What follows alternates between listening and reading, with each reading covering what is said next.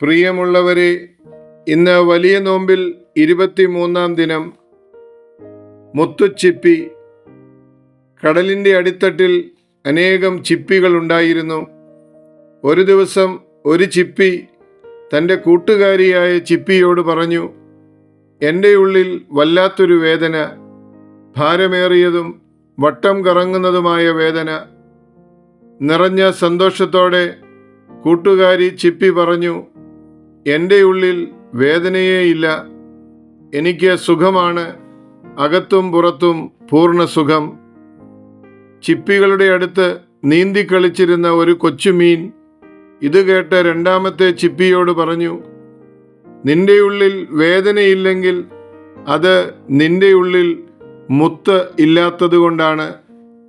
അതിമനോഹരമായ മുത്ത് ഉള്ളിൽ രൂപപ്പെട്ടുകൊണ്ടിരിക്കുന്നത് കൊണ്ടാണ് നിന്റെ കൂട്ടുകാരിക്ക് വേദനിക്കുന്നത്. അവളുടെ വേദന അമൂല്യമായ മുത്ത് ഉള്ളിൽ പേറുന്നതിൻ്റെതാണ്. സ്നേഹമാകുന്ന മുത്ത് ഉള്ളിൽ പേറുന്നവർക്കും പലപ്പോഴും വേദനിച്ചേ മതിയാകൂ. വേദനിക്കാതെ ഒരിക്കലും സ്നേഹം ഉള്ളിൽ പേറാനാവുകയില്ല. അപ്പനമ്മമാരുടെ ഉള്ളിൽ സ്നേഹത്തിൻ്റെ മുത്തുള്ളതുകൊണ്ടാണ് അവർ കുഞ്ഞിനു വേണ്ടി വേദനിക്കാൻ തയ്യാറാകുന്നത്. രാത്രിയുടെ യാമങ്ങളിൽ കുഞ്ഞ് ഉണർന്ന് കരയുമ്പോൾ ഉറക്കമിളച്ചിരുന്ന് അതിനെ മാറോട് ചേർത്ത് ആശ്വസിപ്പിക്കുന്ന അമ്മയുടെ ഉള്ളിൽ സ്നേഹത്തിൻ്റെ മുത്തുണ്ട്. പകലന്തിയോളം ജോലി ചെയ്ത് വൈകിട്ട് വീട്ടുസാധനങ്ങളും കുഞ്ഞിനുള്ള പലഹാരങ്ങളുമായി ക്ഷീണിതനായി വീട്ടിലെത്തുന്ന പിതാവിൻ്റെ ഉള്ളിലും സ്നേഹത്തിൻ്റെ മുത്തുണ്ട്. തൻ്റെ ആരുമല്ലാതിരുന്നിട്ടും ചിലരുടെയൊക്കെ സങ്കടങ്ങൾ കാണുമ്പോൾ മനസ്സ് നോവുന്നവരുടെ ഉള്ളിലും ആ അമൂല്യമായ മുത്തുണ്ട്. ഹൃദയത്തിൽ സ്നേഹത്തിൻ്റെ മുത്ത് രൂപപ്പെടാത്തിടത്തോളം കാലം പങ്കുവയ്ക്കലും ത്യാഗവും സമർപ്പണവും സഹകരണവും ഉണ്ടാവുകയില്ല.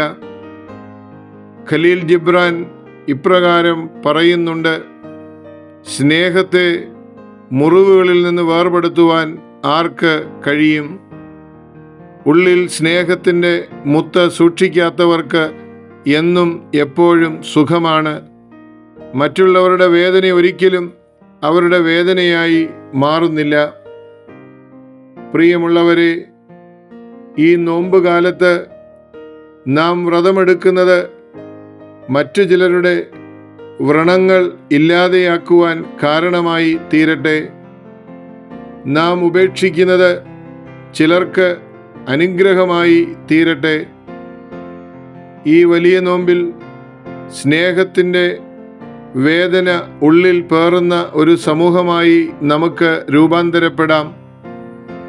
വേദനിക്കാതെ ഒരിക്കലും നമുക്ക് സ്നേഹിക്കുവാൻ സാധിക്കുകയില്ല.